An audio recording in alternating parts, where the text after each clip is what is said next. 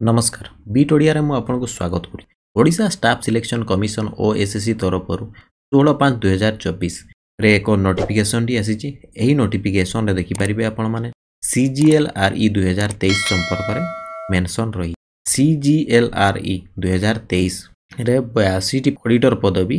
ताकू ओमिट करा जाउची बोली एठारे मेंशन करा जाई सर्वमोट पदवी देखंतु 82 टी जाकी फाइनेंस डिपार्टमेंट अंडर रे आसुथला आपण माने जदी दे सेही 7 अक्टोबर 2023 रो डिटेल नोटिफिकेशन रे देखिबे ताहाले देखंतु एठारे मेंशन रही ची 4 number serial number auditor CCA finance department Odisha जोडा कि सर्वमोट 82 टी पदवी थिला सेति मधुरु वोमेन